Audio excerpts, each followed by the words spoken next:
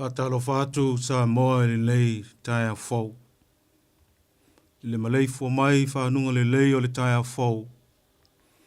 Alo tātou maua o le lei aso o le whamana tuina o le maliu o le tātou o li I whaola. Ma lo le soifua manuia ma le langi mama. Ai o maia I o tātou tāpo I atu I le atua.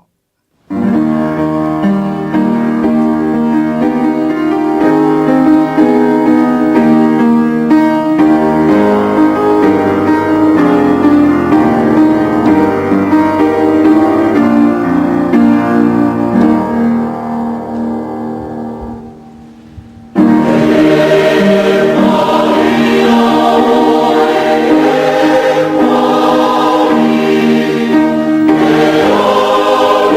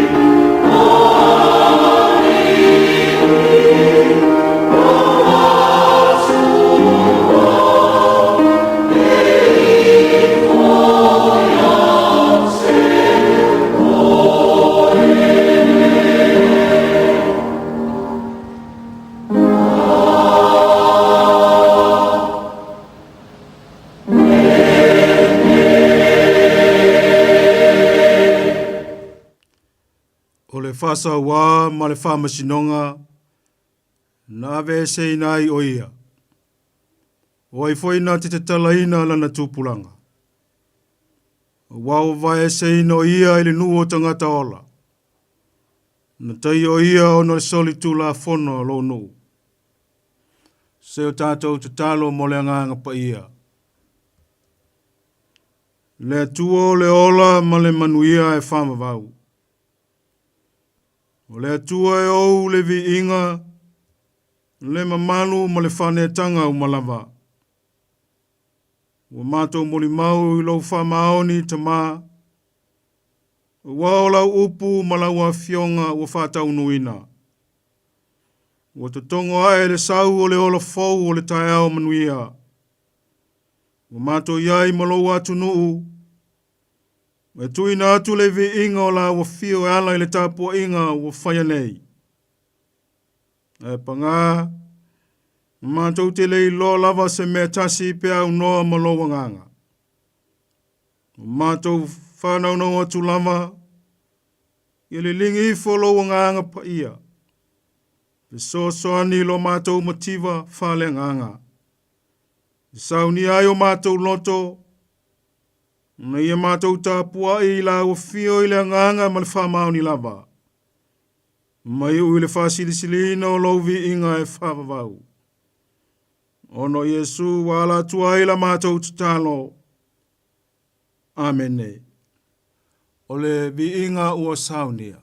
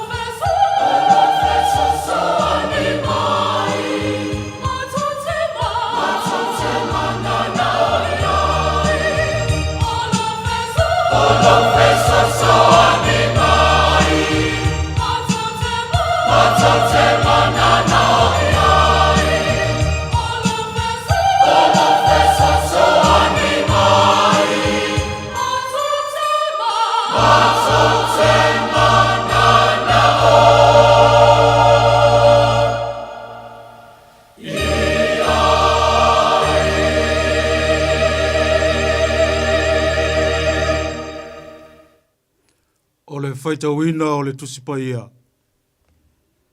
Tosi filifilia o le le yaso, o le tala le lei na whamawina luka le mataupu e lua si fulmo le tolu. O te whaitawina mai le whaiupu e whaas fulmo le whaa. Nsei o atu le whaiupu e whaas fulmo le iwa. Whaafonga ia fianga pa ia alo tātou atua.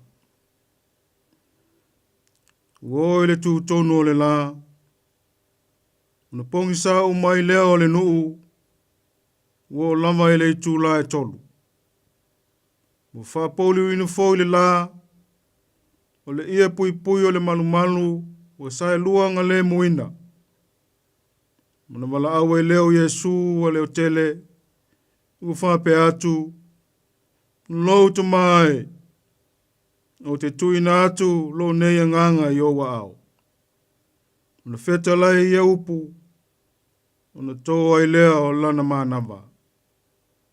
Wa iloa e taitai o le toa se lau le mea ua whaia.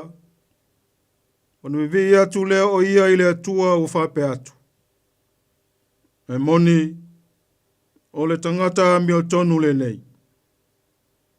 O tangata umo e na poto mai e mai moa i le mea. Vava ai mea ua whaia. Na pōpō leo o i lātou i o lātou lava fata. Ma toi foi atu. O tūma mau atu foi tangata uma e sa masani mai ia. Ma toa mawhine e na muli mai a te ia mai kalilaia. O vava ai mai i lātou ia mea. Ni whamanu ia le tua. Ma tātou whaitau ai ma whalongolongo i ana whionga pa ia. Mai atu mau i le atua lona vi inga e whamavau. Amene. Ole pese ua saunia. Yeah.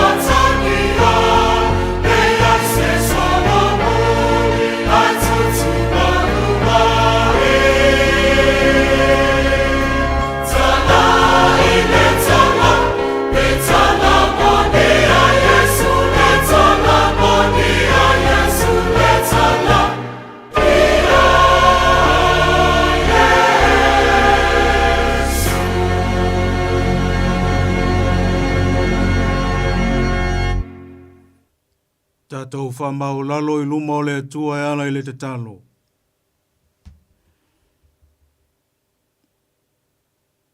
Le atua o le manu malo, o le te fio I le mea lilo, o le atua le o le vi inga le mamalu ma le sili sili ese.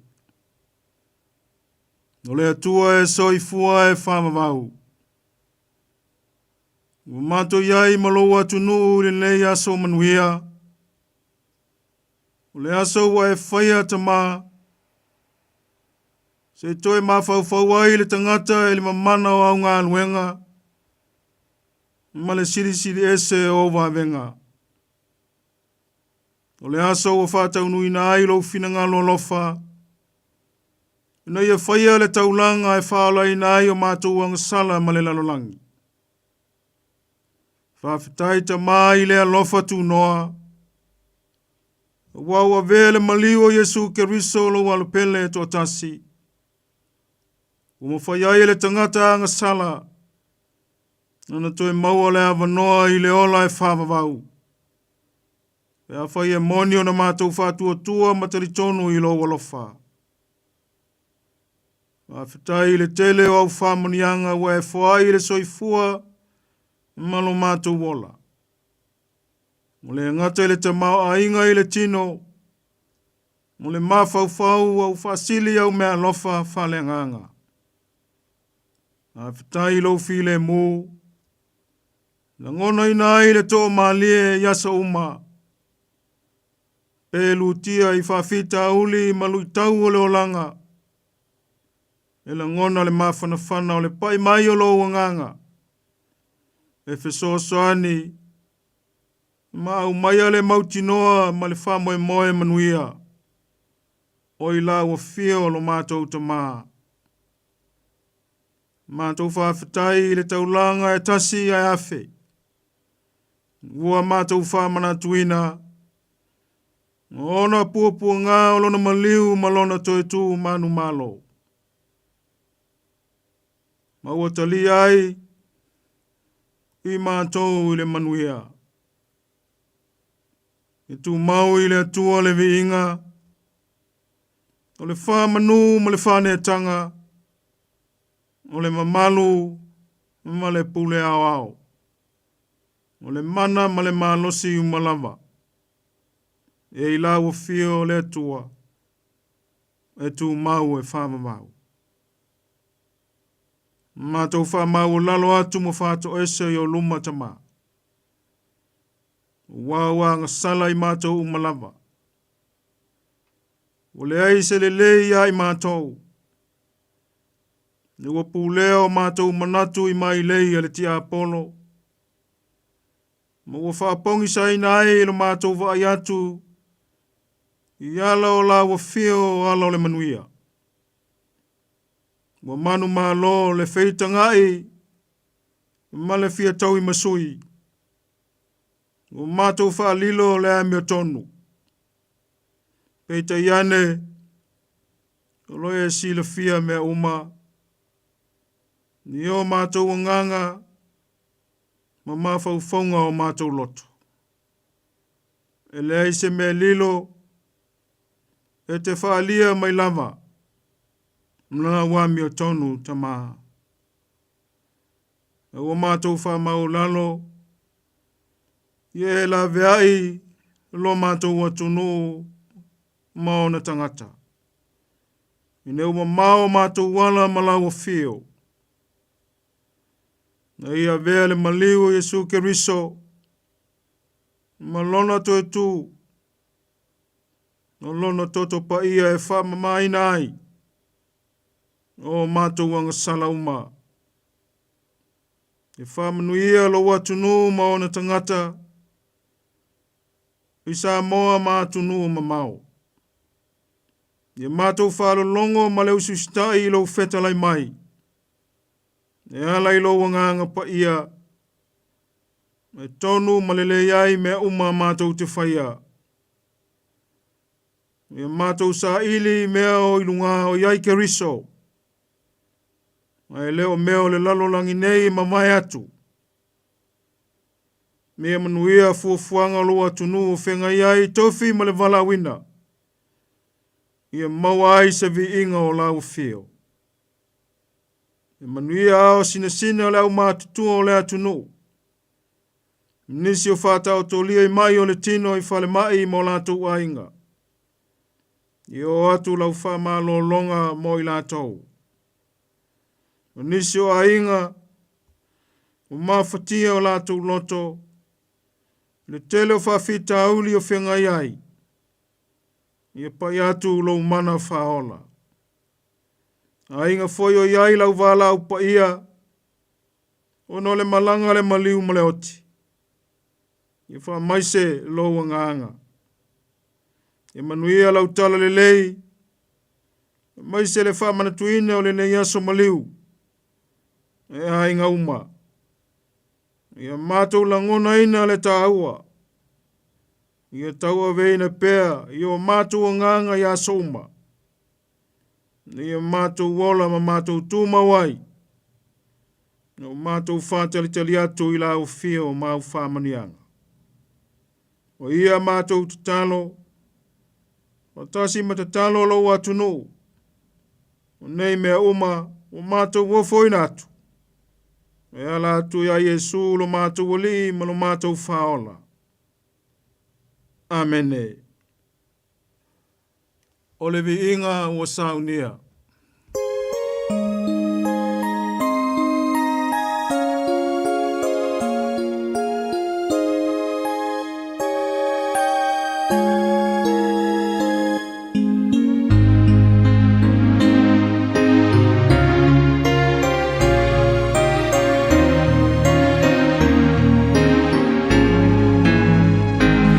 Of my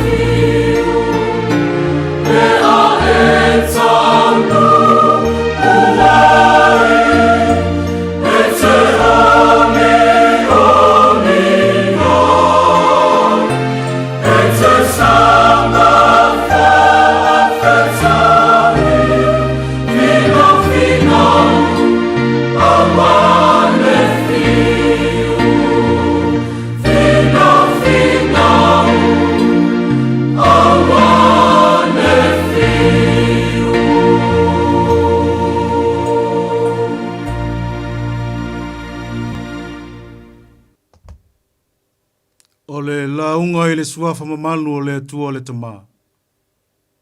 Le alo, ma le nganga pa ia. Amene. Ua maua le matua mai le evangelia luka le mata upo e lua sifuru mo le tolu. O ufilifilia le fai upo e faa sifuru ono e fai mamatua. O na mala au leo Yesu o leo tele. Ua whape atu. Lou te mai. O te tuina atu lo neia nganga i o ao. O na wheta lai ia upu. O na toa i leo lana manava. O le manatu au tu o le yaso. E tusai ma le whasinonga le tusi i whaitawaso le whakasa. Whasa tauloina o ke riso. Whasa tauloina o ke riso. O le whasa tauloina o le whasalanga le malo roma.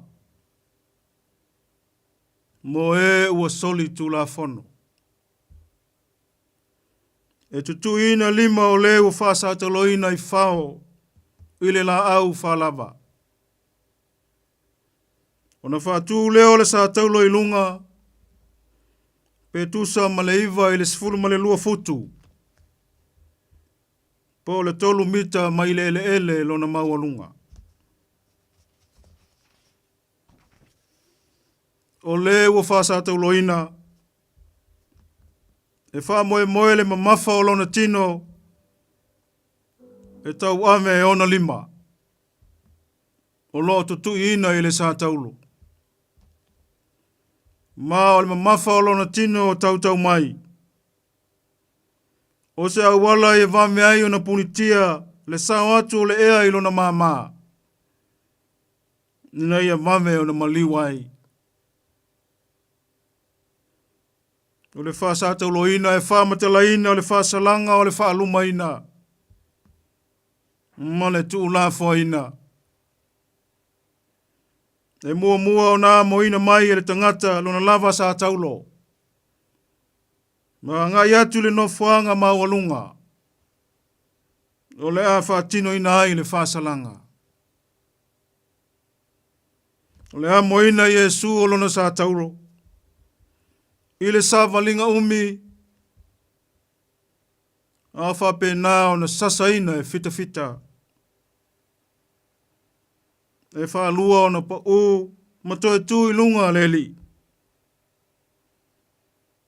O le lona lua o na pa u na mawai lona mapusanga. Na ua feso soani Simona le kulene i le a moina o lona sa taulo. E whapeo Simona le kulene e sau mai le vao. O le tangata mai le atu Afrika. O le tangata teritonu na muli foi a Yesu. E leo wha mawina le au whae evangelia. Pe wha pewhea o na wha sa tauloina pangaruta na i au tafa o Yesu. A Yesu na tutuina o na lima ma o na vai whao. Ma le tau na tutui lona i tu. O ni ngai o inga. E matua onga o na ti ngā ma le mamawhatu. Ta lofa ia Yesu. I lona na sai au whaia ne winga le alofa.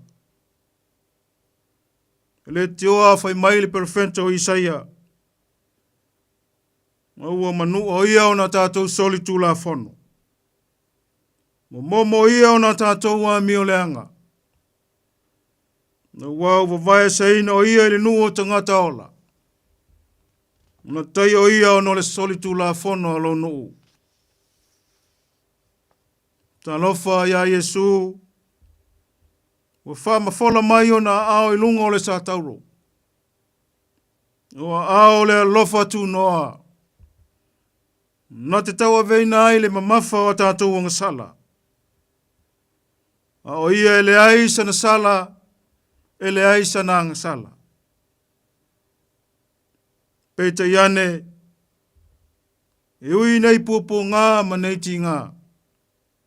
Na whea ngai malo tātou wali. Ai wa ia li liwina le sa taulo le whaalu maina. Ea mea ma sa taulo le manu malo. Le sa taulo e tū le lalo langi. Ai ma aia i le langi lona whae aina. Wawa fio ifo le li lona ma malu sili sili ese. E ma aia e mata o tangata uma. E whani wa ainga o lo whamawina e luka. Na wa aia i le nei aso. Na ma liwai Yesu. O le wa ainga mua mua. Wa pongi sa uma le nuu e o i le tūla e tolu. O le whailonga wa tū malo le tupu o tupu. Wa mamalu malangia Yerusalema le aipa ia. Wau maliu ke riso le ano pele o le atua. O le ia pui pui foi o le malu malu wa sai luanga le muina. O le ia pui pui sa iai le potu e ta ua. O le mesili o na pa ia. E whaatasi le tausanga o na ulu atu iai le osi taulanga. E le au noa ma le toto. Sa osi taulanga ai o ia mo ia lava. Antoa ma se se o le nuu. Lea wa sa sofa ina. Ia e su o na pāwai loto. Ma ua sa loto ai le tangata e ulu atu i le mesili o na pa ia. Ona o le toto o Yesu ke riso. O le vainga e lua. Ua tola na manava matui natu lona nganga i lona tama. O le vainga e mamalu ma le sili sili ese. Ua manava mai e le li le manama o le ola. Le manava o lona nganga. Na manava ai ponga Yesu o le tangata ina ua uma o na ia whaia. Ua mea ai le tangata ma tangata ola. Peita iane. Ua oti le ulua i tangata talu lona angasala. Ma ole nei. Whauta. Ua toi manava mai le li le manava o le ola fau. O le ola ua wha mangalo ina. O le vainga e tolu. O le moli mau o le taitai o le toa se lau o ia whapea. O le tangata mi o tonu le nei. E whalia e le atua lona fina ngalo iai la tau o ia fina ngalo iai. E le ngata o le nei tangata o le taitai o le toa se lau o le fita fita o le malo roma. Ma o ia o le tangata o nu ese. Matato ilo ai o le whasata lo ina o ke riso. Nano longo ai tuli manu uma o le lalolangi o le tala lelei. O le tala o le manu malo. O le tala lelei e tu mau e whamamau.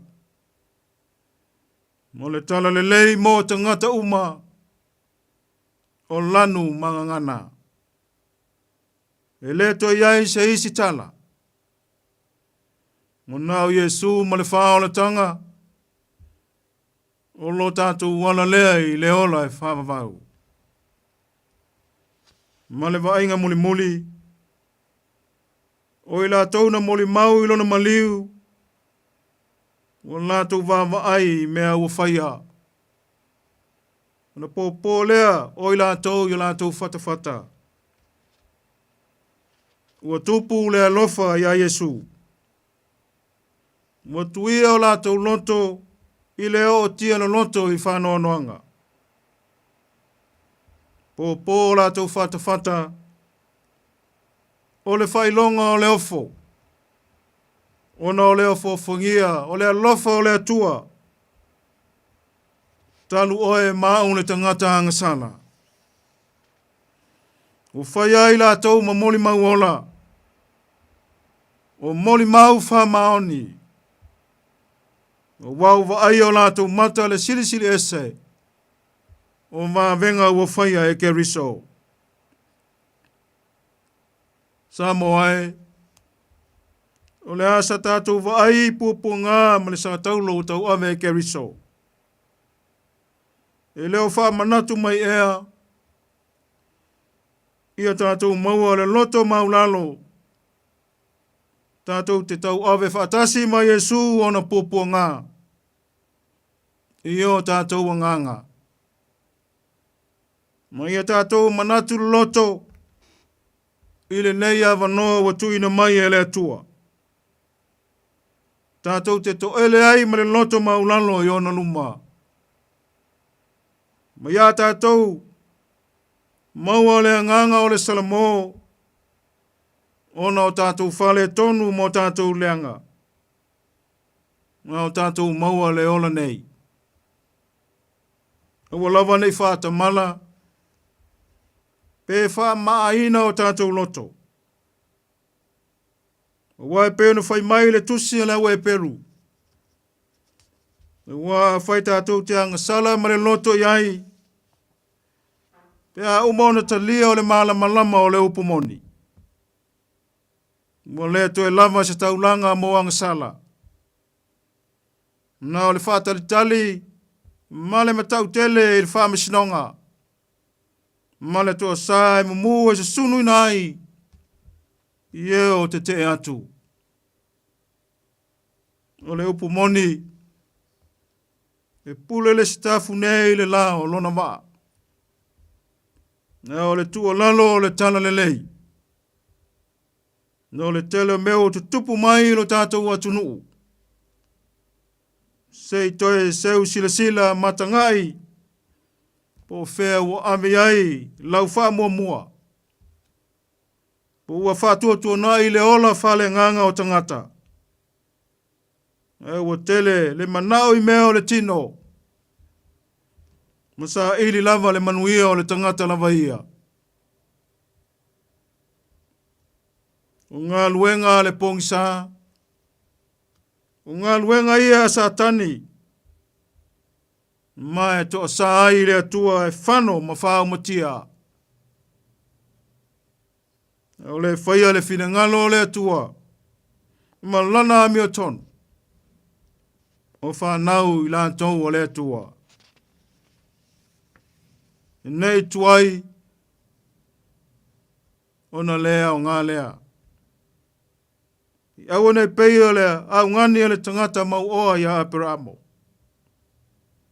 Aperamo e. Wina atu la salo ile ainga o lau tama.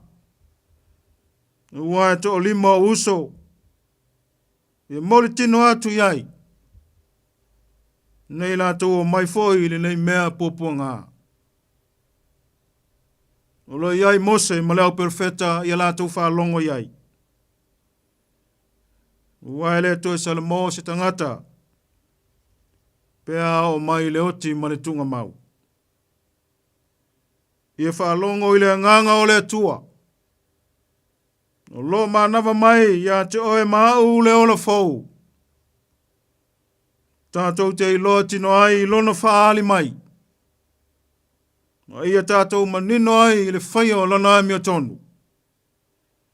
O pei o na ia whina ngalo iai. Ua maliu ke riso matoe tū mai. Ina ia tātou maua le ola ma le manuia. Ia tātou maua tiri ai le ola e whamavau. Ua uma ona ia saunia. Ono Yesu. Amene. Ole pense u saunia.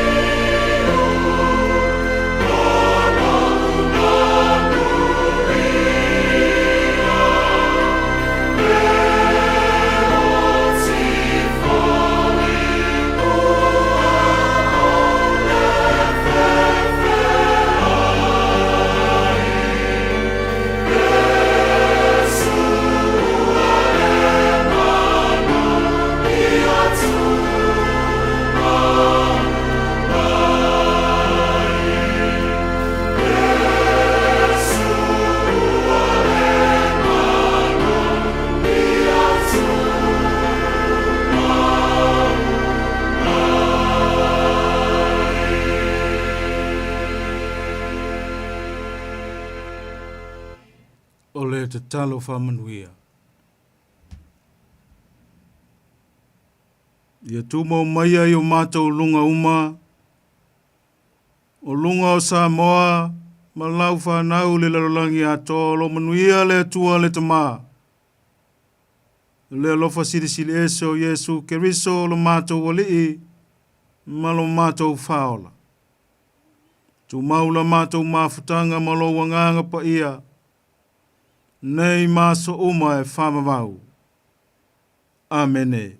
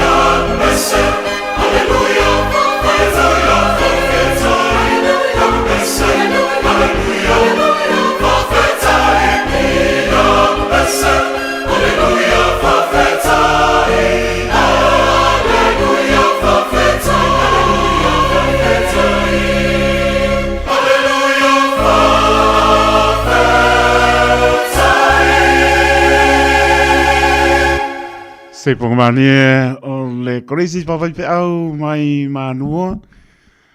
Ai na stasia bi inga no tanto tua fa fetai le tua. Pa mai atu ai le tanto sauninga fa toa Leopold Silvia le au ke siano fa tua le lalolangi. Fa manatu ina se Taeao pong sai o tau pinangano fa le nganga o mātou loto mo mātou nganga. Le tā ua o le nei aso, ne aso wha manatu ina o ti ngā na o le sā taulo le maliu o Keriso, le na sā ili a i tātou na le loa le angsana. Taitai o le sauninga i le nei Taeao o le sunga le whāpengainga, reverence, vanoanga ro pati, mai le kāne sia papatonga ke siano Samoa Everglade i Manukau City, Avei le patau waa le au ona e whaima ponga wha leo le pōlenga le Radio Samoa. Le antolo tātou tunu le au whinga wenga stofi.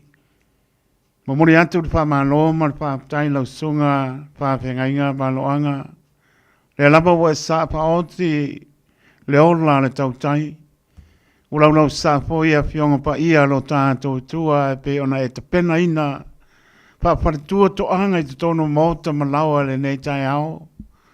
Whapafonga. Le mamano le atunu walongo I longo a. Mai se o atunu e mamao le tā ua o le nei Taeao. E o ai whina ngalo mo tātu wanganga le tā ua o le nei Taeao.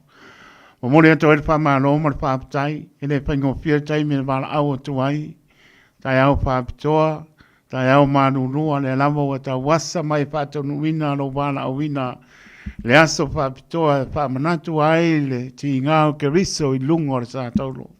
Matu e whamalo ma whaapatai, malo sa uni, malo ta pena, whaapatai manatu i le atua marona pinangalo, le lama o tō ma tau wina ai, to e whaapapura ai a nganga mo tātou loto i le tā ua o le maliu ke riso. Ana lele maliu i le ese whaamangalonga tā ua i ai o pinangalo mo tātou tangata pātua. Matu ai whaapatai tele lau sunga le whaapenga inga māloanga ia lofa le li. Tu maun whau unga ia o loma le patua ia wati whaapane le manu le tau suina o le vai o le soifua o wani a nganga mo ia malona mālo. Tono le Pakasa Everglade i Manu Kau City lofa le li o aponi por kalame anu mao si o ngan venga sanga yane ai o taito ifo manu ya mo lo mano si tino fa si sili le nganga ya wane no bana a wina mo ngan venga le tua mo ni nganga mo e mo malo a poi po fanga le kalesia ta penanga sauninga no tu le ne yaso ia ia il file moro tātou tua ai whaapetai tele manatu i le atua maron whingalo. Ia mausa lau leitu i nātu fo i lau sunga e wā fo i ni alo whaaga mori na i o tātou wāinga ia meise o le mamalu o le awhinga runga pa ia sunga to ina pu lenga mtanga wenga lo pa pena fo i o na tāpo ia o whaiwai le ne Taeao. Ia malanganga pa aloalo whaapetai. Whawhitai teito e lau sunga le lia wao, le matua taulangi, mea foi ma leo tiute le nei aso, le manoa foi wa tuina mai, whawhitai wa se lingo lau si ufonga ma le saunoanga, ia wale nei aso ma le tātou wha moe. Ai. Ua maualunga ma tele le inga o le tua. Nia lava. Tātou tangata whātau waa ma le leo ngā. Ia evi ia le tua i mea umawana i whaia. Whawhitai fo le wala watu. Whātau nui le wha moe mesa le le sau ninga whāpitoa. Ai lava. Ia mole atua i lava. Ia alofaanga. Isi o mātou kālesia. Wale. Nga ei ma tiute ma whaiwai mai se fo le wha le nei asu. Tātou tā pena atu iai. Ia whape fo i nei o mātou a inga uma. Nā i atua mafa. Ia mes fo i lau sunga li au. Teito ma le whalitu ia whili olo. Ia tātou a inga. Ai lava. Moli atu fo i wha mai senga. I le tō whaia whanaya, leo, o lai ma le tua ya salota ino nisi o le tina o le ainga ua wala au i le atua i le nei vai aso ia whamaise le nganga o le atua ia ai o fina ngalo ne tātou tu pēle li wha moe uma ia Samoa ma le lau tāpua inga ia tau manu le wha moe le nei aso ia whai le aso maliu ia maaso tātou te fia ai le li Nia lava. Ma tātou a vai ono vi inga. Ma tātou maua le ola ma le malosi. Ia, whawhitai teito. Ia, fuwhanga fōle nea so le whiau mana ngā luenga whenga i ei. Ai. Ia, whamanu ia le atua, mo pēa lau malosi. Tino i le mawhau. Ai lava. Ia, sili le anganga. Si fōi le whenga i ei. Ia, i le whiau mana ngā luenga o launanga sua i le toina. Ai. Ia, tono le whakasa i riri. Ia sa mātou tala lea, ma le nganga tumu li whāloalo. Ia manuia le nei asu. Malo, tano e lau sunga le whapenga inga manuanga, ia, la whapea on pai, a miatu le seta, ia o lua mātua whalenganga, ia mesfole manu le kanesia, e Pakasa Everglade, Manukau City, manuia poi, tau sauninga lotu e nei Taeao, ia poi hapa ngā luenga, ngā lue ai, ia mese lava o alum whanau lotu. A ngā rurua i tono le kānesia whaamunia le li a la tātou wheloa i pēa i se taimi o iluma whaaptai mnatu mai ia manuia lunga o ala po i atu a wani i a whea se atu o le ala i a moa pēa File mua le li e whatonu ina I mo to malawa. La tātou whēno e pēr. Ai wha soi fua ia. Whawhitai, so leo. Soi fua.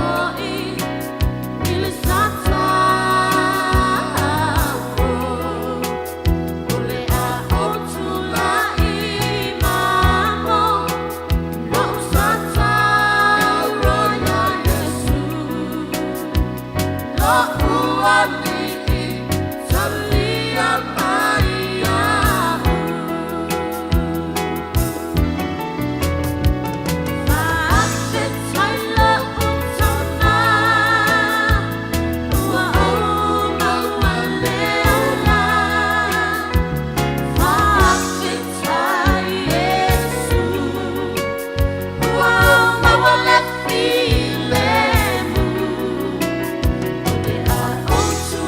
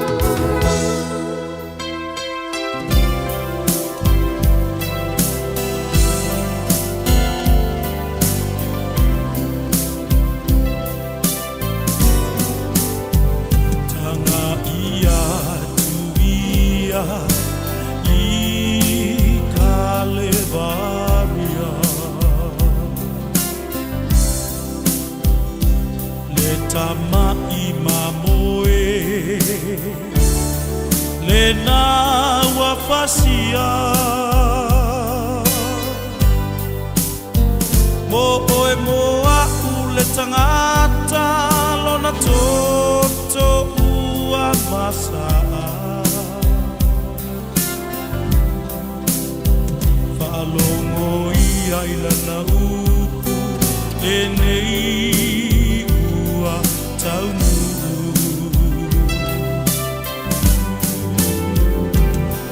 Yesu la ua la fai mata ulanga yaso umalava.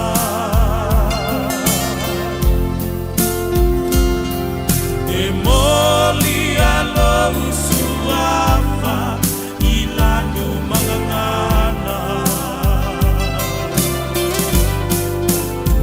Se ia volta ua tulo ua lofa na e maliwai. Yesu olo usatauro lena o te mita mitai.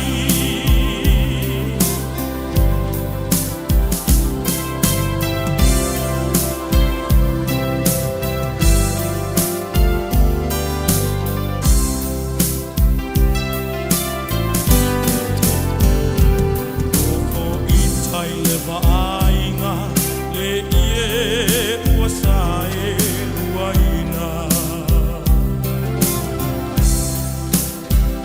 Ua mabaebae papa tunga mau ua matala. Luluina le ele ele paola ina ile topa tele. Ua tautino le tangata o le alo o lea tua lava. Yesu la ua la fai mata ulanga yaso umalava.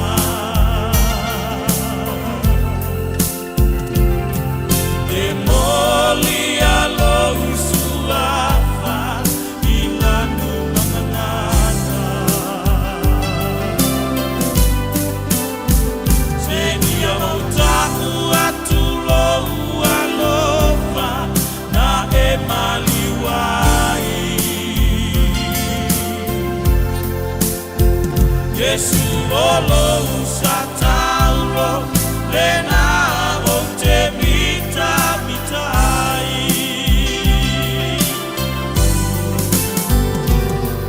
Yesu la ua la fai mata ulanga yaso umalava.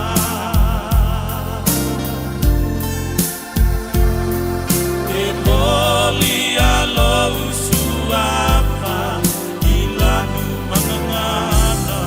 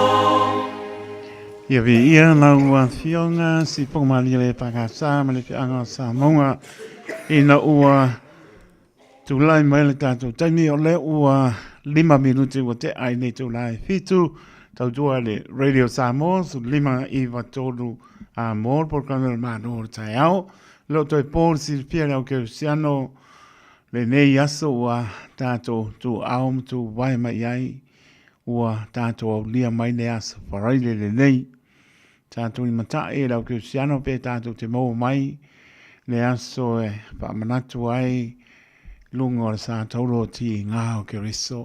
A tō manatu la sau mai atu la na malanga pa atupu i o Salema a o manai le aso paraile ne tu i matai ai. Le tono le tu lai tolu le whafonga nea ua tau nuu whaile nei moe. Tā ua te le o tō pinangano mo tātou roto. Lem whai o ngano. Tā ua le iloa tā ua pole asto i ngā ngana e wha matana i le tā ua o le alofa o le atua. La ngona le whatau wae la ngona le loto maulalo ma vivi i le atua. I lona manatu mai. O eri tangata o manatu mai ai. Le ata li i o tangata wasi asia i atea. E fo i arvi inga i le atua. Batu e lau whata alofa le suafa manu mano leo ke riso. E le mamanu le tahata o tunu na yo te mana yo tina tu asin sino le atoro tato tunu mai lava i monga maulunga pa ia se o pito i titi ta lofa lava ma lofa lau ma lola so i fua manuia le seta ma malu le tato tunu pa ta lofa ia pa au le tana lei lo fatuna pa ulia so stapo out ro nei la langi atoto bini o tau suina le vai o so i fua a wani a nganga mo ia malona malo o fua lofa mpata no patu ta lofa lava pata lofa ia tono malo le tono so tono lo o maua mai pea le tautua pa ua le Radio Samoa su 5 iwa tolu a mo ta lofa lava pata lofa iso se mauta ngase mauta manawa lo fata o tolia le mamanu le tono i ngase o le tino a lofa tele atu pata lofa atu le tautua ne Radio Samoa ta lofa lava pa ta lofa po le auso o tō whapine o tina tuli o lato whasalanga i so se tatono o lo tō langona e o tō potu le tā ua o le nei aso ma langona le Samoa ma fo i mai fo i a i le li i paule o le ala lofa tele atu tuli pa maoni o tō whasalanga ma me mai se lau fia se lau laune nei tātou whēnoa i le matango fia o le tua alofa atu. E o lava na i alon whanau. Pata alofa atu tamam teine. Ea o tō mano lo mai. Ea o onga whamnia le lii pui lo tō wola.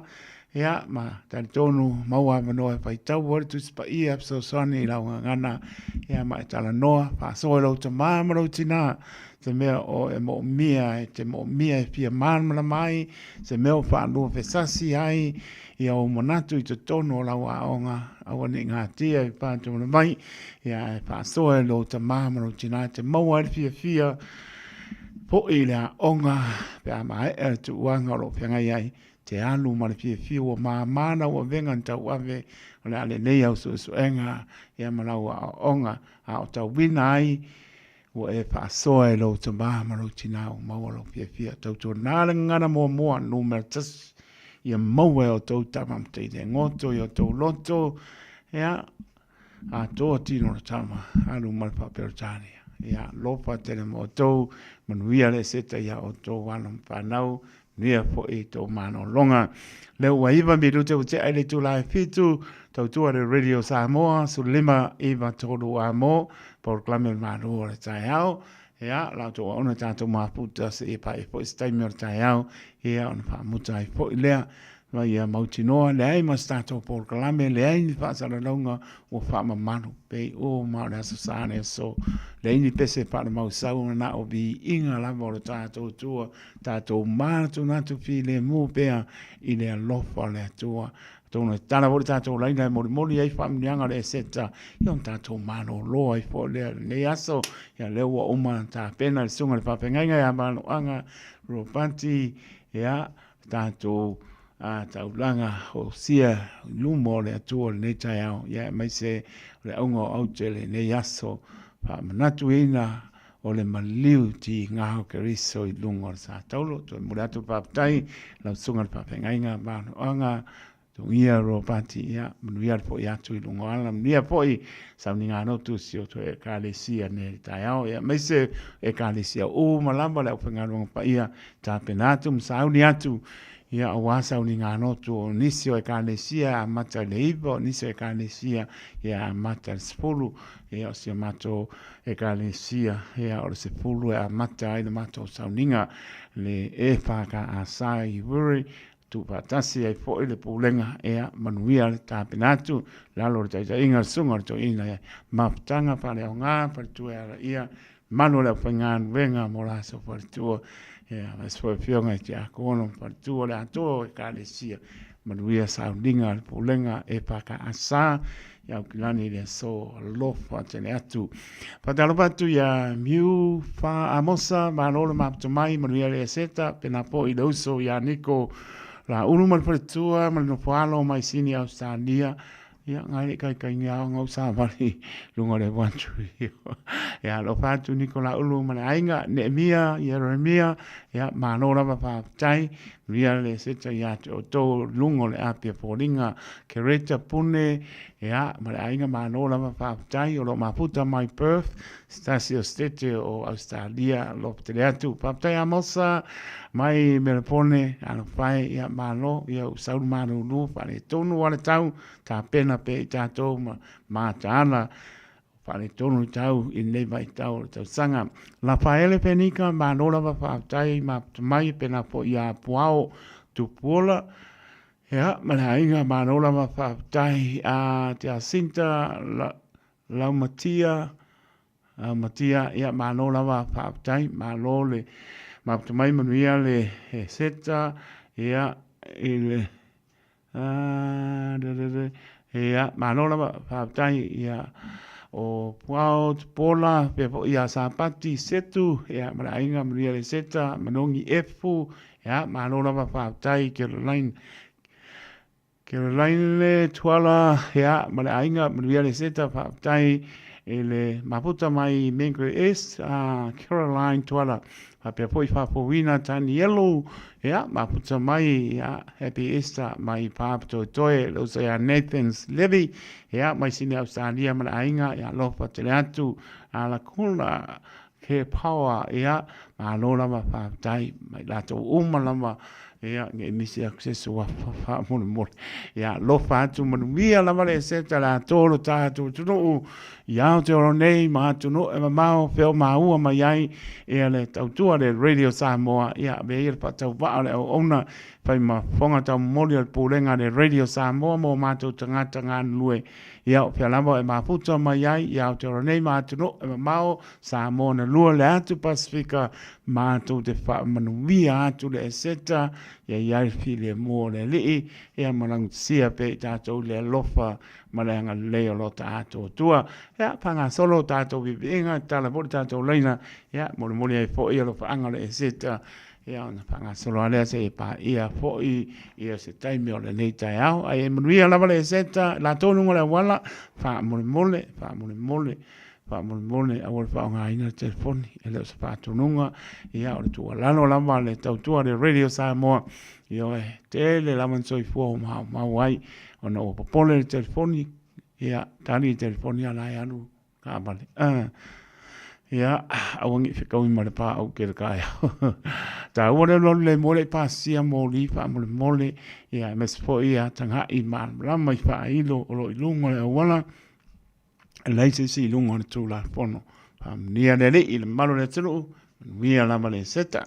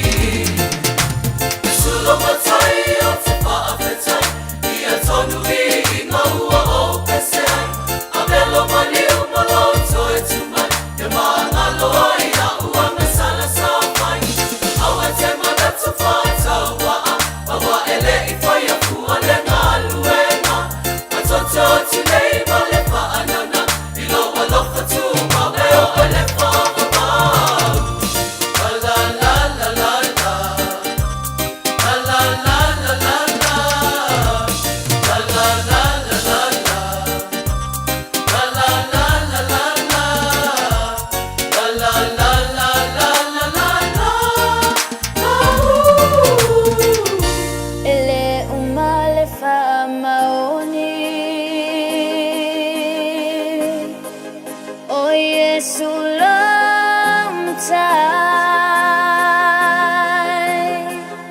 suing alo lang away wo sao lo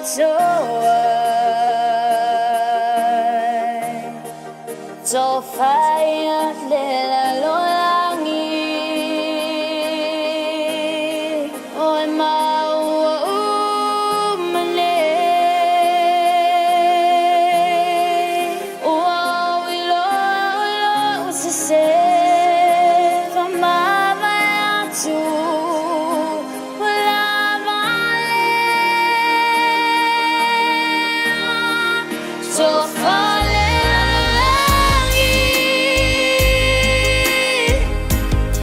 oh my, oh,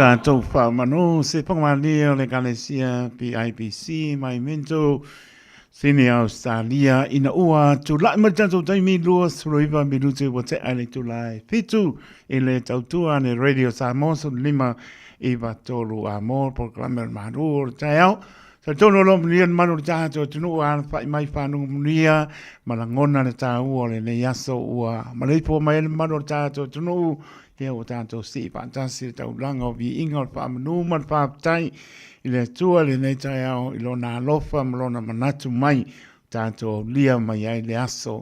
Lama le aso i pōng sāi o le maliu ti ngā Keriso.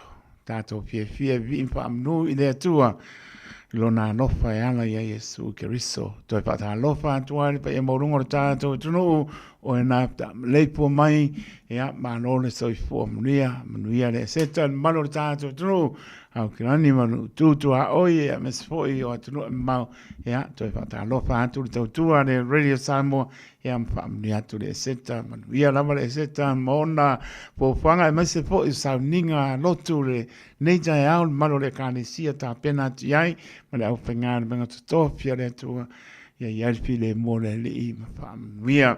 Patarapatu i le uso ia Nathan's Levy mai sini Australia ma la inga, pena po ia alakuna ke paua, ia manola pa whaptai, e le sunga ia whaptai a mosa mai Melbourne ma la inga, manola pa whaptai, a Malaya pa inga ngā olo, ia manola pa whaptai, whamniatu le seta ia lato umala ilunga le apia poringa, ia o ai tō te leo tō, nāna wha leo tua, ia manuia le seta, a Queen Isabelio, ia mānora wa whaatai, a hamni atu le seta, penapo ia Malua Packledge, ia mānora wa whaatai, mānora wa manuia le seta, Rengata lea o Kaisalina tā mati tufunga, ia mānora wa whaatai, maputa mai Mingri Bridge, ia manuia le seta pena po ia tuo sao ia kumoni whaatai manuia po le seta maputa mai i Brisbane Australia ia le ngata lea o Ice Aiken manuia le seta ia tamamtua ia leo pepe pini ane mapatua ia San Masina ia manola manuia le seta pena po ia a mosa to'o ia whaatai a mosa to'o manuia le seta ainga liko tia ia paaptai maputamai mria lama le seta ia paaptai lau suga si upapa sa wili male marparitua manofuano i otara manolama si upapa ia ele li onai mria pena po ia Amelia Toyama ia Taeao mria paaptai seta mria paaptai lama Amelia Toyama maputamai Yoritana Caroline Leafy ia malola wa whaatai mria le seta malola tātou tunu ia ngai misi au se swapa tana atu tātou leina ioe muli ai foi ia alofa anga le seta ia o ka lofa ko ai whapea poi la le kua kungi se apa no o asu soifua ia wai nem whapoi koe aba tua Taeao pe a misi ngei whapea la ia la misi mako asu soifua ia na wabatu le amnoa ele o iaiman tātou por kalame whamole mole e le pun tātou tala mai Samoa e le so, to a mo tala mai Samoa, so i le radio mai Samoa le sangafua, ia pā tātou riatu le lofa, malanga lelo tātou tua, anau tala atu tātou leina, ia ame ia lofa anga le seta, ia mo foi, pipa mnia le soifua, ia mo le amnoa malanga pa aloalo, ia, manola mala soifua tā lofa? Ano kaiko, o aparelu wa lenga, Kaiko. Wa mai urungia, wa mai urungia le seta. Manguia e se kai la fionga. O urungia na Samoa. Oi, kalo. Ai ia mano manuia fo fa amuria o tinama no falo se aso ko fe no ai. No fongi se karo mori siukinga o le mai lu mo boenga. Ia o le lei mana tua o le talo. Karo mo ika ma fa ia me foi ko i oro maranga ku sa bo ngi foi kuranga ia o le lei ero fongi fa bore kai ko ia lo tu tele le li le se me panta pa ia tu lana fa mano longa ia te originato fa poesia lo mano si ia wa tofi o tofi ai o lua manuia fo le to e fo mai o te mai a ngia ai pa tai manuia la male seta fa tai kai ko ia lo fatu apa Pena po. Ia soifua ia. Soifua. Mo le mano sa no mai ta lofa, malo on sai mai. Ia malo la vataito. Tai, manuia le seta. Pe avano taito la sunga le lia wow. Manguia kule esta ia o lua mal fatua, flo ia o man no falo. Kai la mo le avango falfani. Ba kula fama la manguia le seta sunga el fa fengainga.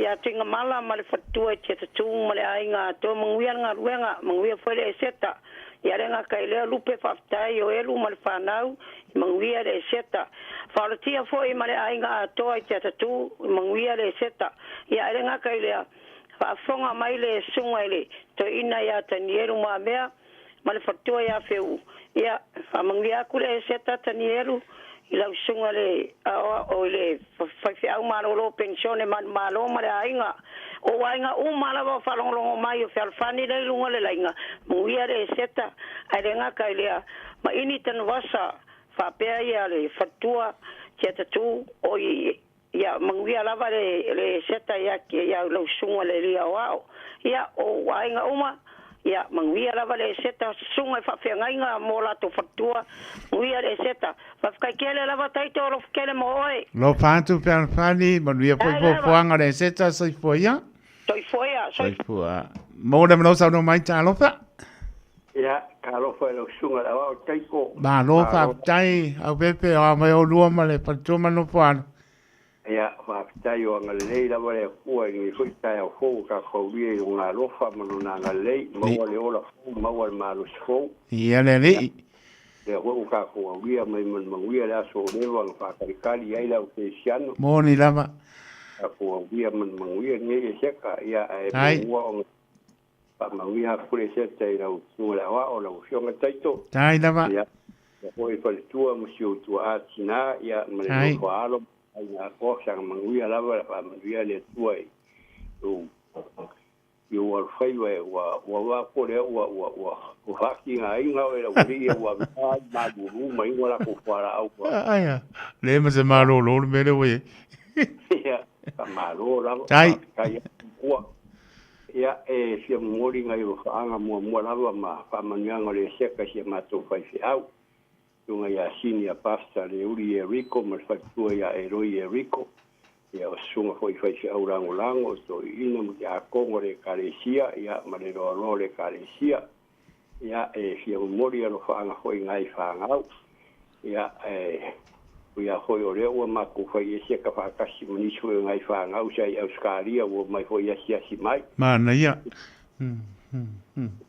ya la pepe ni va ma le don tolua ya chef de ki mangi mal fangau ya moria famanganga e ole kali ya ora pene ma don tolua ya ora pata ya fa pe hotina shung kausi ya fa tai ma yava ya manuia lava le seka nai tuka kuainga ya msio fangau ya pe hoia kai ya to tai falangi ma frida ya msio ko fare msio fangau manuia le seka ya ko ya fa pe hoi au ora vai lepa marosa mal whangau i vai moni ya fa manga kure seka ya ko ai longa ko fiala fa inko ro kure kai ya manguia kwale kure seka manguia le seta i ngai maku tanga taito ya ngai ka maku tanga sa vari mangere yo ma sia maku ki ro ya tfa tunai i tasi lau ese ya pa foi le lau fifilia fou sia mako fonkanga sa fai karwai yo kusi ala fou ya ole sute tupe ya ngai ki nga makua ya falfani fa longo ko foi ni kaio ya ngai lava ma rosti lava ko ya na fa mangia ki smas falfani ya oe mal fanau ya pe foi ya tau ma kai maria ma ainga ya o ko kele o ma ptanga ngai ngam kama ma ko tina tu ya tai sisi o valu su mo ko po tau sanga ya o sia tiu ma ainga ya o ni choyo tui mala ulu ya o tau fanga lupe ya ko kele o ma ptanga ya lu da so ya pa ko sia ma ko ma ptanga ko yo o ma tu o i o taro sa si o tu o pasifika tunga kai ya se humano Micaele Mushon ya ole ya ko ya tau masina ya o ya o Luisa mal ko kele ho ya ma changa i le stura o tiaroi i tur pasifika i o tara ya manuia lavale ni foi seka ya kongola ma foi so maroro ya ko fa wa ko ya ka ko ma changa ya angal ya ko fa manuia e sete ngai ai nga malava falongo mai so se tu o ni usirangei na yo ai ngai sio mako i moka ya sio mako ai ngai ma sio mako no i faspoka ya o sale mo fo i ma para si u ma le tele ko ngai ai nga ya pamangia ku le seka ka ko mo se sa file mo ya o fa nga sai tu mo nge kai mio Ai. ma due fa sai chele mo lo ngo ya mo ya kele ala ki ke ne ya so ro fa sai tu Tai lava pepe mria po o lua ma unuia le seta pa soi foia. ya sai foi ya Soi foia. Ma ronon sai mai talo pa. Malu soi fua. Malu tau tua tunu. Malo. Malu lu. Unuia le seta. Au. Ya. Manu ya fole e se kai. Ila usunga le li a wao. Tai. O malu lava tau tua tunu o nei. Nei vai tai mire. Tau malu lu mai ar tau mare timu. Ya alna lava e te. Tai lava. Tau tua lava e tua le a inga. Ya e fa manu ya lava le tua ila unga luenga fai fai te le aso ma le aso. Ya ai. Momori a tua lo fa angama fa amangianga o le e seta. E si o tonga nele ya revolusione le o tai. I o tarama le whanau. Ya whapia foia. Ya patele. Ya whamami atu le istai. E tau sunga i whaife au. Umalawa i so se whatawhai tauranga. Ya. O i lava o maua mai le leo sinei lo matua. Ia e whamanu ia tu lava le e seta ia o tō mātou ngā ruenga whai pēa le se ngā ruenga whai ngōwhie. Ia o lutu whātua tua lava i le tua e maua ele mālosi. Ia te talo atu mo o tō whamanu ia lava o tō mātou ngā ruenga whai pēa le aso. Wa ana le ai o tō le maua mātou manu ia mātou mālosi. Ia e o fo isi o tua nganele, ia sione le o tai o tara malwhana. Ia ui lawa ina o whai malanga le tina o le ainga. Ia ala lawa e, tau sa e lawa le ngā luenga le, ale tua ngane tō tasi. Tai polole. Ia manu ia lawa ia te ia mara ngā luenga le mwhai on tu ua. E ui lawa ina wa ese ia i tu ainga i o mato o ai wa oa. Na o la male meto tisima o vai fe au, ale ne o sa o walu. E laula ulo salio ia e tutusa o malava e karesia. Moni lava. E whaapea e selmea ri ele silotu, e selmea ri ele silotu. Tasi lava le ali. Ia. Ai a maua lava lo whatu tua malo tartonu. Ia ole mea lava le nai te maua te ola umi ai. Mana ia. O au la utala ia te oe. Whaapea ni sia o seta mai tintiti. Au. O le lau waru te furu tau sanga le nei. O karo pai. Ia. Bi ia le ri polole. O le aso fito te se mai te wo atu ia wo. O le mawhaino tau tala atu. Le ai, paka nganga wele inga ngai tu ulo lo whenangalo i le atua. Langa wa, ia wahalu ale ta malo sa o walu e lana lotu. Kalo Ia le pai. nei lava o te alu lava e whailunga lo kuru se wawa o te le whailunga lotu. O se lotu lava o whea lava o te alu i ai. O te alu lava ia po te le iloa le latu. Le lato o ngā luenga e whai. Ia, te halua te whailongolongo mo vivi mo pepese. Tai. Ai ana uloa ave tawa le te lato ai asia tula sunga mwhai selo salio mo oe. Kai lava. O ape papa ia ele vai ia polole. O le vai, ia, voi loa au a foi. O por kalame ngā le pope a. Ia, o po kalamenga. Ia, a pei umau, ia wā lela o le aso sale. O le aso maliu lela whai ngei a. Ia ngā. Ia, So ngai pala inga ngai ke ai kau sami mangfasi a oi a pele. Oi. Kau le alami, kau le ingalesia ni me ai. Oi karo pai. Kau mapapa le nganga ngai kau sami. Ngale ia una ko ia wai ku kasi a fanga. Mana ia. Wa kai ko. Pa pe au ko ai o ska mai kinki. Ia. O ke va se furu ka sanga ngai. Ia ri. Kere ngā kau sango fua e ri. Ia. Wo ka wa kia o ke wo le au dia. Ia. Ke polo kera koe whare mori mau. Ele te veo ai. Ai sa wa fai sa mori mau ia. Fai maka o ia o manga o ke sa. Pa tai. Ai wone nei manuia le seta ma oe mari no poalo. Lo fati azione e a pastazione. Puro kai ko le so fico le o te sema. Ia pa tai. A fa pe fai lo o fanga io mala au dia. Ia pa tai lau pule lea. Ia ai fa se kai la mo le va ngo. Ia manguia fo le. Ai lava. Lo le. Fa kua mara ngo falo. Ia soifua ia. Ia lava le seta. Ia nga ruenga nei vai ia. Ai lava soifua. Soifua ia. No lava pa tai. Ma no lan sai mai. Ma lo lava soifua. le lausunga le o taito Patai. ia Wisa. ia ai le fai tunga ia alo faanga le seta ia mo moana fa manu ia tu le seta ia o ruam fleu aulo Tai lava. Wisa. ia o le asoli nei tato te no fom tato mana tunatu ile maliu o Yesu ke wiso le asoli nei ia maua ai nga umal fa longa ia tato ia ile alofa tu no Yesu ke wiso ile imaliu fua maliu lava ona o tato tangata ngasala yo le nei tu la tai tu la batu lo fa ia maona manolo isa ye mo lava na abatu fa man yanga le seta le sunga fa fe nga ya ai lafo isapela malino fualo fa pea le autostusio le matu e kale sia ya vaitimu male faletua ya fa pea ya mata fale taitasio le matu e kale sia lana ala watu tu atile o lai fa tali ya lo fale ali ya tu mawase e seta fa pea fo ile mafutanga tina mafutanga tama o le autalavu fa pea ia le a onga sosa ya ai maise ona sia fa nau ke koe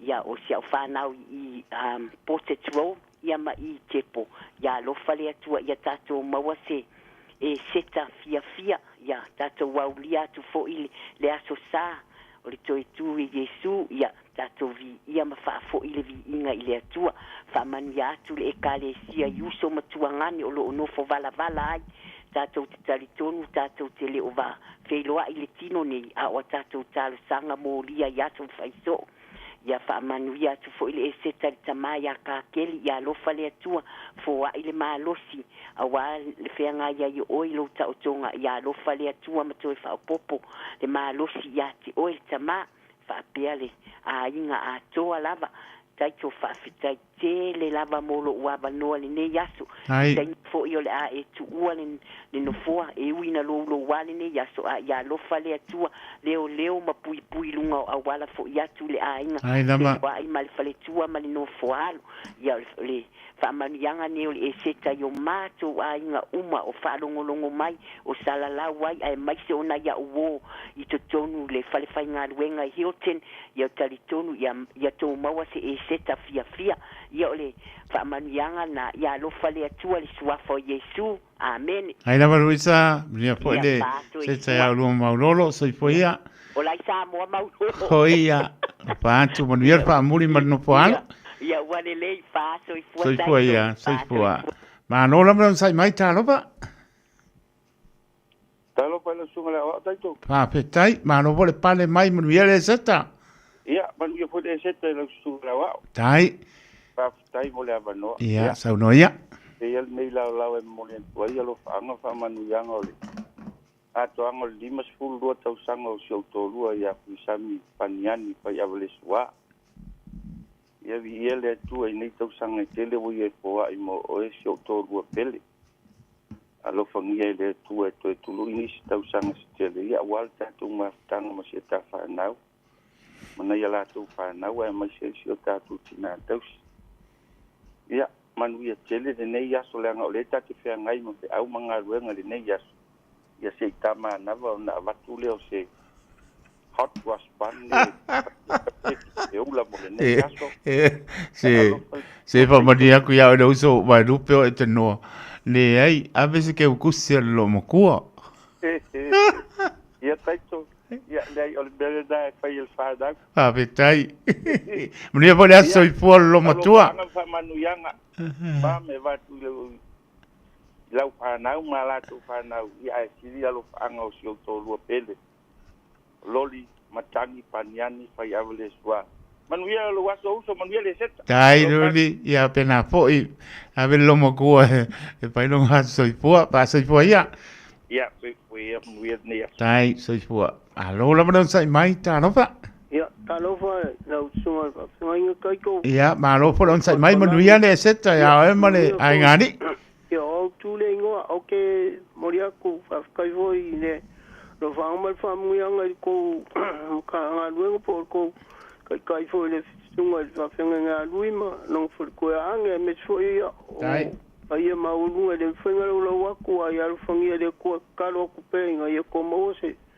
ka ko mo fa kasi famu yang ngalu ko nyola ka ko ri fa ola ni ista Tai. Ai moria ko lo fanga Samoa ngo ko kere ka kai sio. Angkoli kemaya le lua ma le ai ngai ka vai manga sa le fungam sang bale ngwalo sa fra vai manga ya alo fungi de ko ka ko mo se ista manguia ma ka ko mo fa kanga ngalun ko ngiola ka ko li faola mo le ko lo fanga se u to ya mukalo i sa fa ile fa i ma le ko si a ke ma le ai ngo mai i sa fa i Right, ya, mo de foyo lo fanga yo tile ya lo manga fosio su fainga pa ui Crispin po Australia fo in Melbourne I male ainga ko ya fa do foyo lo fanga I sio makongu o sa fkua faimel mafkanga lo ka koriko ya au kilangi ya lo fangia ka ko mafkanga ya ka ko mo pe le lo fo le ko mal fa lo kanga fi de mu langa lunga kongiola ya ka ko maua ya fu manguia nga lunga kongiola ka ko ri faola ka ko mau pen ngo ferfang ya malong sa ya ka ko ye pen ngi so ifuanga le ku mau ya lo fanga ye ma ko ai ngo mala ngi I ya kirang ya mai se o ma o ngai fai se uma o la fai se o wo ska langa a ko moria ngi vai kai mi ka ko mori fa ka se ko ya ikulanga o ka ko o singa kauranga o nga ben kunyola ka kori faola ya ka ko mawor faol kanga fa manguyang ngi foi vai sapa ya ole ai manguya kere nga wenga kaiko kai foi la ka waka I manera va sa ilo o fiong fa no kula va yo por kalame o lewe ka wa ve a ko le va ya so ni va ya safiri Tai lava ai fa manguya le ko ilo fiong mal ferku mal ai ngali Tai mo fam yang pena po lo sunga mar pertua mar no fala mun ia la vale seta pa soi fuia ia soi fuia la tai soi fua ma no la mar sai mai manu ia le seta manu ia fu le seta sai taito le sunga le fe tai le ia ru fali ia le sa wala o ma pa pe no taito le na to fa ia o listio ia pa briato le seta lo pe nganti akono Antonina, ya me suele malo le canesia, pe voi sunga Antonina ya fa malua, pe te ruma le anto si o to e canesia, ma no la mal so fo mia ma no fo lau. Tai mo fa manianga, fa malo fo tau tuatinu. Ya lo fa nga fo en fa manianga, mo moana mo ni ati si o tamatu ina, ya fa malua mal no fo alo. Ya mai se sia e canesia ato o malava le fa ka Samoa. New Zealand I Henderson na I tamam tina matua ya mai sele lo le kalesia I fa manuia fo le se ya ila to fa tau to lia pe mai tunga le nei olanga e moni lava I fa ngata tinga le olanga ya le fa tsalia tinga ma popo nga na o tato li fa ola awala vale lava ino tato tanga uma tato ya nei olanga Moli atua lo faanga sa moa tina ya Luisa ma le whanau ia lo whaatu ma le elenga oi Marita ma le whanau mo oe Luisa ma le whanau I le pā ia ai me se ainga uma lava na yo ainga uma I sa moa I se utuangane ia whai makalala I fusi ano a maa e me se unu pele wa mai le ale pasta lo ia I uso mai se foi tutuila leonge o lo ia ina yo ainga se uso ya Susana ia ma ya koko ma ainga uma lo ia ka mania tule tamo to uma lava e mai se le sunga ya al patin tamo oe mal panau mai se foi sunga ya fa manu ma seu ma le khale si ai o ji kleniden ka mania tule e se tamo to uma sunga foi al sana maeti fa malo lava ngalu ngale atua ya mai se fai Samoa mal fanau fa manu ya tele fanau otora nei le so atua yelo na lus fuma tolu ia fa manu ya le atua ya te otora e mai se sua vale le mas fanau pe ko le uso ya rasela mal fanau ia I inga maluma male ainga o sapi mamai male ainga le whangaloina lawa si utamai a le au malili ma le whanau aftai lava le au mo whamanuianga le si olo whaanga muli mai pia le aso ma le aso e ui aina le ingi awa noa ilunga le tio ya e maua lo le awa noa pe atu mai kai toi e pe o le ainga ma lo whaftai taito whaftai lawa mo whamanuianga ai moli atu walo whaanga le whalitua e a whilui auro ma le no whaalo ai mai se le pele ia ni o wholau ai lama ai mai se ko isi utina ia tua mapa ia masteine ia stoe malo na ainga a tau mafuta pelu mo le atua le aso ma le aso le tatalo ia lo fangia fui le atua lo whenga ia mga luenga le aso a te ilua na te wha mwemwe e ula mga luenga ia na e au atu lei whata singa tau pulenga na e whai tai moni sau no wiri ia whamanuia le atua si au mga luenga au apo le tau tue lango le sunga le toi ina ia mafutanga ma le whalitua ia whale au tai lava ia olo whaanga mo e tau le mawai tai lava ia manuia fi au mga luenga nei a so whatua whasai fua taito mria po lo topi te akone tone kanesia lo patu no foano mria lava le seta mon fo fanga tato pe lo IPA to nina ia whasai lo fatu ia sai foi ia tai vitu la mai fa mi no te on tano le tu la e vanu man tu lenta tu tala mai Samoa le so ta fo i mai ta tu tala le aso nga fo pa moli elo to so fo mo ta to vola ai o la tu nai ta to pe senga ia to is tala i le ta to leina monisi o la fanga le seta ia ai mai se foi pe pape o fie famnia so fo mata mo fie fo le noa pa ta vatu ia liko tia male ainga ia lava le seta pena po ia si upapa sabili male male ainga ma no lava pa tai queen sabelio ia ia lava le seta la to umala ba ngole apio polinga ma ngole YouTube channel amelia to ava ma no lava pa tai yoritana Caroline Leafy ia ma no lava pa tai Kerita Pune ma no lava ma mai all the way from Perth Stasio Stete o Australia lo fai tina ya launga upu to muli ya lo fatu lo mai mo mai mana inga I Prospera Stadium really e seta launga upu to muli fa tai peki sem la inga ya fa pena foi famlia tu le seta tu sao ka lo fai lo mafuta mai ya mai Australia mai taito famlia tu le seta na yo uso ma na yo tu ngane uma I New Zealand Samoa mesfo whanau ia na yo lato whanau mo ia le seta taito ia pena foi tu o sao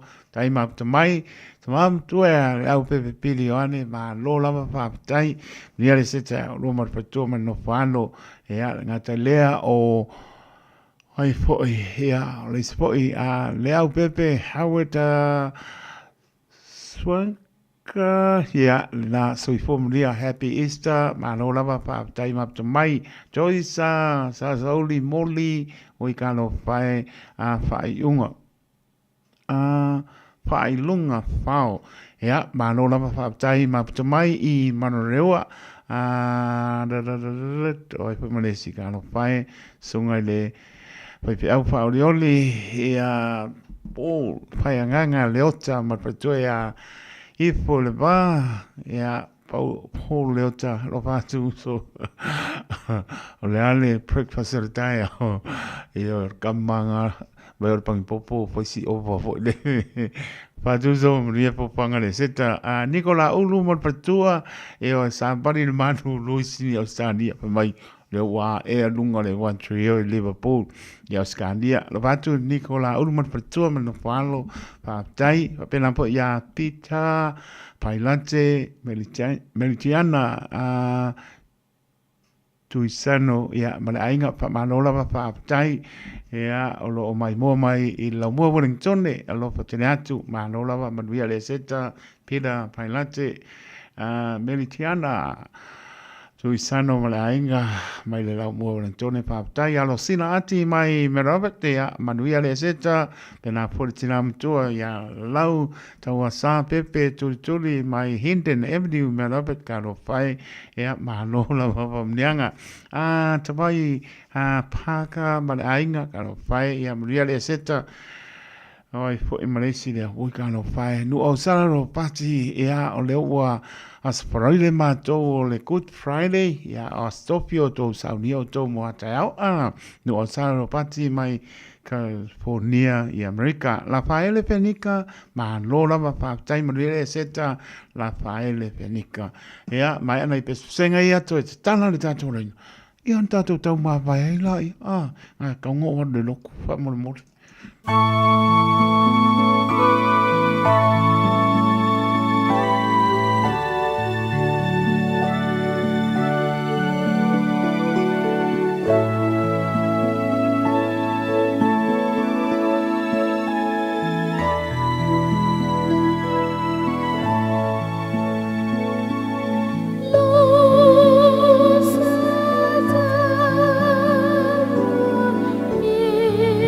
Is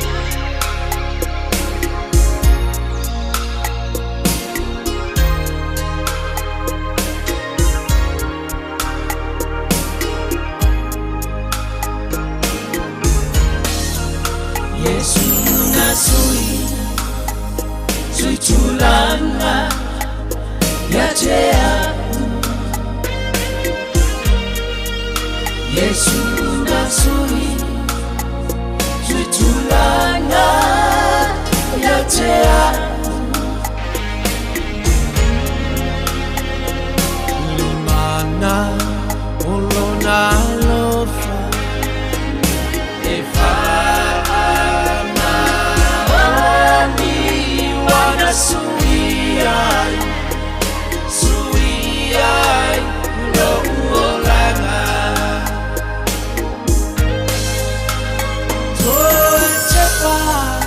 Ile vanua hokoro kota Naya amayai Moa ulona kamaola Ele kipa apiti Iti ngama pua Uanga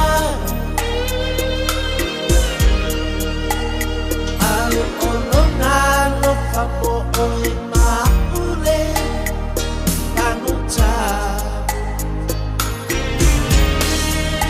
Yesu nasui Tuitulana yatea Yesu nasui Tuitulana yatea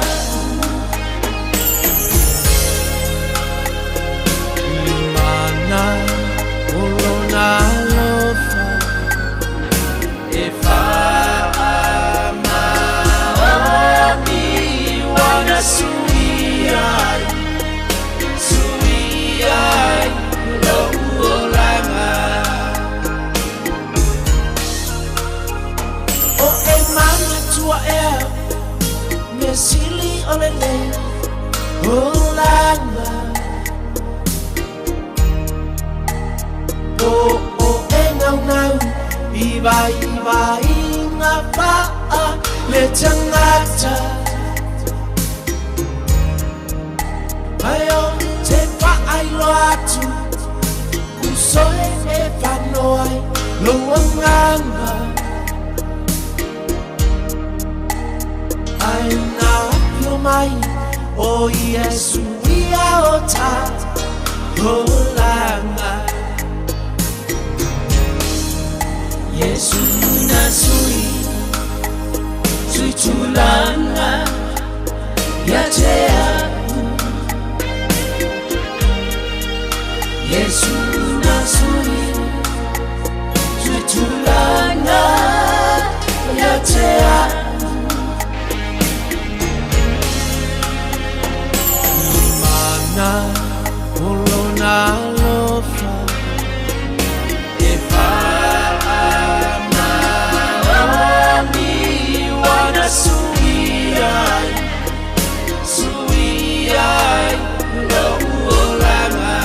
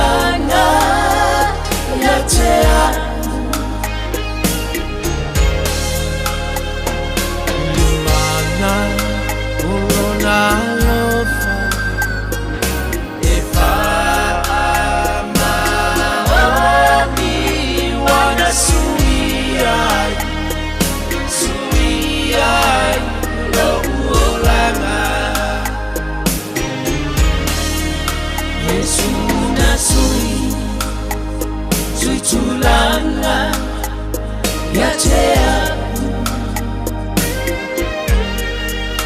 Yesu nasuri Tutulana Taeao Limana Olona Lofa Efa Maoni Wana Suyai Suyai Longolanga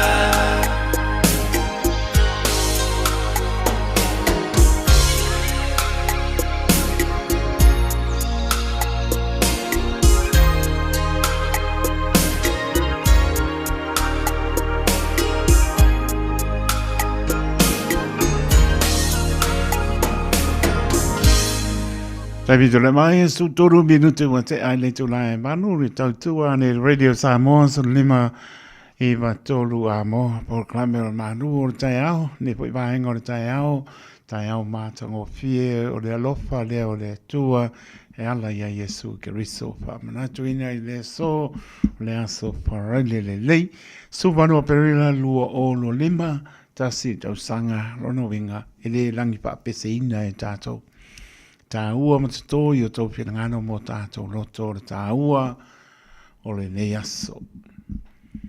No, o le sātou ro mātanga le alofa o le atua e ala i a Yesu Kristo. Le ngano, te me uma e soi fua o le ola, tātou te mana tuna te pēa, o le tangata o manatu mai ai o ia. O whaia me sili mo o e maa o mai tātou na nei loa le angsana. Toi sau nia lava lona alo pele e tō tasi ai le wha loto lua ngalo le tua e ala ia Yesu Kristo o le moa lunga le nao le lopa o le tua i le lalo langi tātou soifua mo ola le whātua tua e moni le lopa o le tua whaari a Yesu Kristo lewa tu ao tātou tu mai e le aso tātou i matai pe tātou te moa mai tō manatu i le aso le laupama le sau tōna i atu. Le mananga whaatupu o le li i o salema o lumanai lona whaasātou ran lewa tātou iai. Whamanatu ina. O asa umolo tō soifua moro tātou wola e le ngalo. Le alofa le atua e ala i a Yesu Kristo. Tātou tau tū pēa. Tātou manatunatu o ai le tangata o e manatu mai. Whamaoni le alofa le atua. Nio e, mai la, whai salamo, e leo se tangata le atua e pepelo ai, e leo se atali o le tangata e sana mo ai, au le anganga lava ia. So sani sili leo i tātou. Whaptai le anganga pa ia o le li, so sani le mo i tātou. Tau tōru oina ai tātou, le pōlaunga, me whale tonu e mapu iai, tala noa iai, alofa mai, so le mai te langona, tai me o le pa i mai o le anganga o le li, ma marifa manosi, ma mai e te oe, le loto fa mangalo, marifa ngalo, ma le aua tu iai pa apo le sami o ngalo, pawa e loto, ta lepe Yesu, o le to lua o tasi, le lofa fa maoni na le atua, fa malofa tai, sa mon folau, a loila o tō talia ina lama le tautua le radio Samoa, tautua mo e fitu aso le vai aso, lua sur fai tula ai le ai as pai asa ma se mauma tau fai lava ia atoa atu liursa e pisi alsam ai fa mo le upo e faranga tai fale poto tau tai sele na tu ia o le mato fa mo me sili o lo to nga ke sia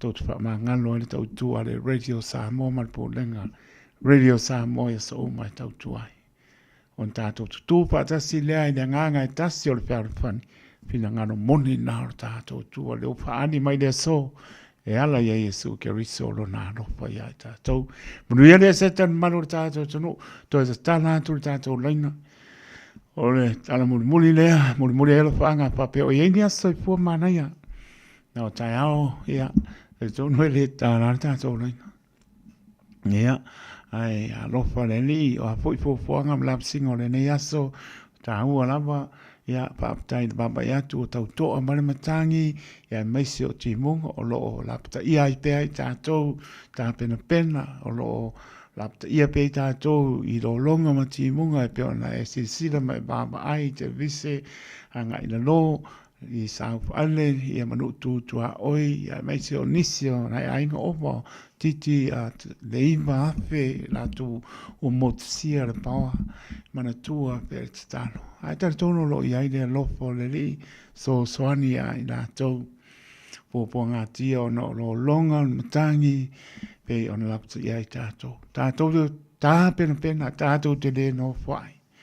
Lua tai ta pena i ai tangata soifo o le sou ma le malu.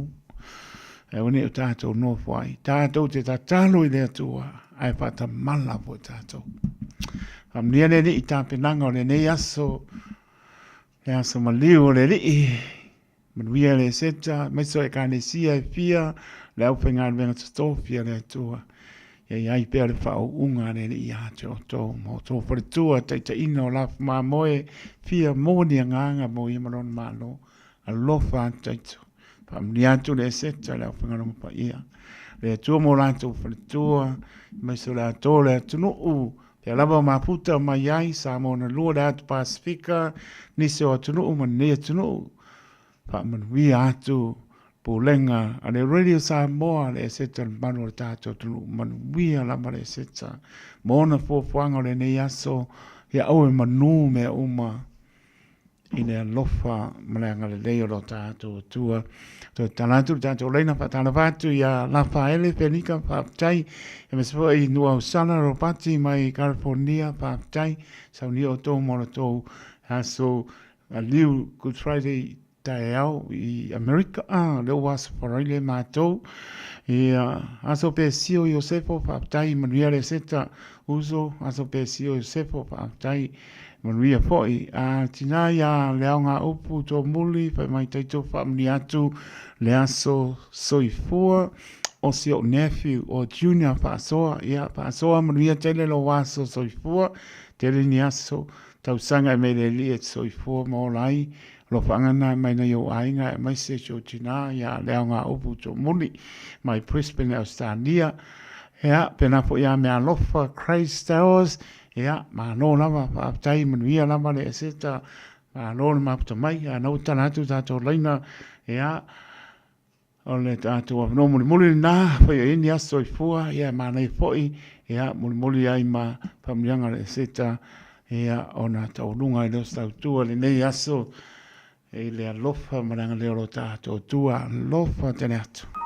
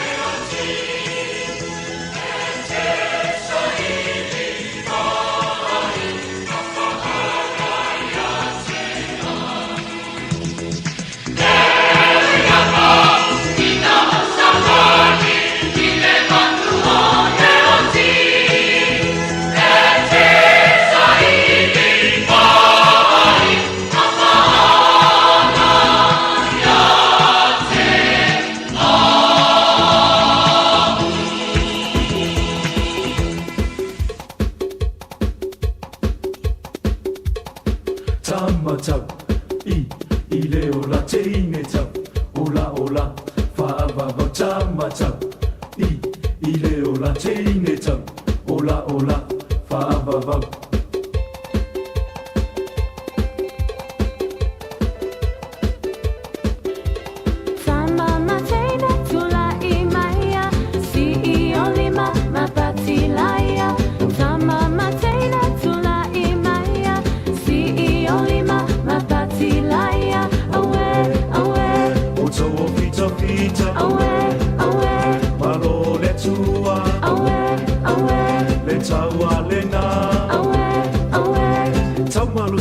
Vai vai. Tulai mai mai so so mai. We ulfa vai vai. Tulai mai mai so so mai. Sisi iolima, sisi iolima. Te manu malo, te manu malo. Sisi iolima, sisi iolima. Te manu malo, te manu malo.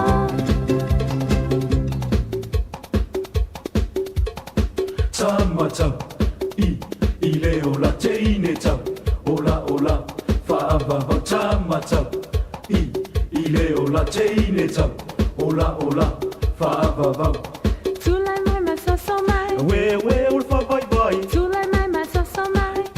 Sisi iolima, sisi iolima. Te manu malo, te manu malo. Sisi iolima, sisi iolima. Te manu malo, te manu malo.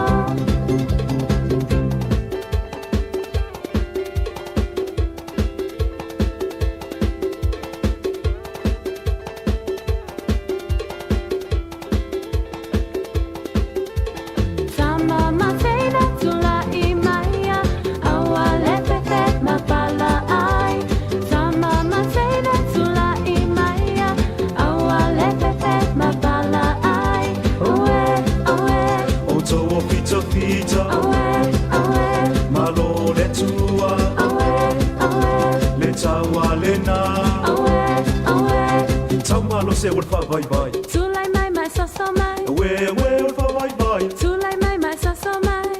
Sisi iolima, sisi iolima. Te manu malo, te manu malo. Sisi iolima, sisi iolima. Te manu malo, te manu malo. Sisi iolima, sisi iolima. Te manu malo, te manu malo. Sisi iolima, sisi iolima. Te manu malo, te manu malo.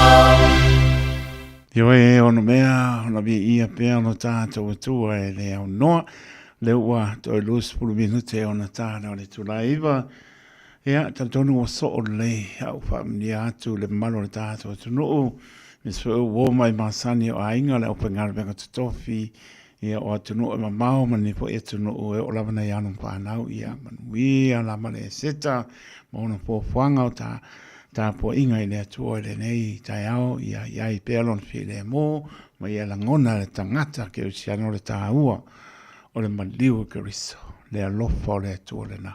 Sili ai mea oma e te manatu iai, ma o manatu iai, ambe ana vi inga wona, mea mantau wona vi inga, fo i mea alofa, Christ Towers, mana inga ma anova aptai, Whania, Mikaele, mana inga, Happy Easter, i lau whianga taito, ma ando le tautua, Tunuu mano lava le whamanosi le ngai aso, please, whamnui atu le Esther e si au whanau i Melpone i Australia, i alupe matasila, sefo matoa, male whanau si au tuangane i a misa, pengi, mika masi ana whanau, leuso i a si weba, taima lie Susana Marpanau ia mana i o mātou ainga o malawe Australia ma le lalo langi atoa le anga ko kele o kou ia o le ua pakpapu o kua ia lea umi manuia tele le seta ia inga o malawa whaptai lava lau sunga le ao taito awar pa pole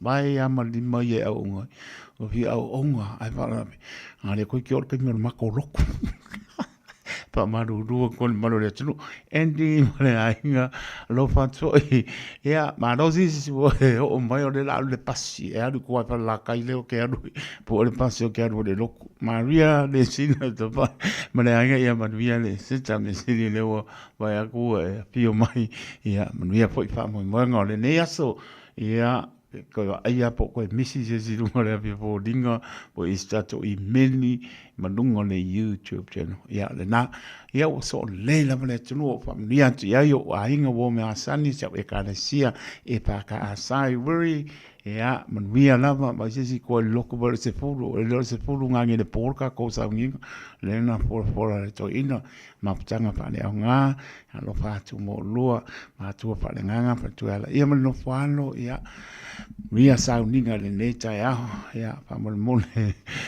ka ko kia ko ngor se puru ka ko lu ka e le se puru le po ko ba le pa mga ko ku lunga ia manino a o se puru ni ka ya pa mo mai se sauninga tu pa ta se pu lenga e pa ka asa I ni sile nei man via po le pinga venga pe no ia in partua ia mas fo la torta so pu lenga via la sauninga mai so e ka ne sia fia ia pa tonu ina ile lofa ma le file mo ta tua Lai es vai asa ma se mau ia e poto to tai se na tu yama pa ma ngalo le ona mo le toro panga pa pitoa mia le seta I se o tina love you mam to mafa talo to teleni to pina story ma patria pe po le so ya ni uta po ma meto ma inga o ma lava mia lava le seta ia mia po fa mo ma la singo to le ni aso la to lungo le ala ia matala I lungo le ala au pa nga ina telefoni ta wole le mu le pasia mo li le lo po ila sa ka makau malanga vale ia wasa wa pengei ia e o se pa ka lungo le wala tu lo le ngana ia le ke ko e kuri lo sa ia pe ka ia ngara pa ok ia le la vale al le mo le pasia ia mo li tanga I fa ilo lungo le wala le se si lungo le tu la fono se pe nga ko pe to se la inga ia wa ave po le malonga sala ia ole na ai man via la man malorta to no mane se tu lo sa indicano fa lo fa tu man via po le se ta tu lo sa il mal ainga mai la to malaba ai man via tato pe lo pe ai tato pe lo I pe tar sanga tai to lo to le ona soifo ma ia man via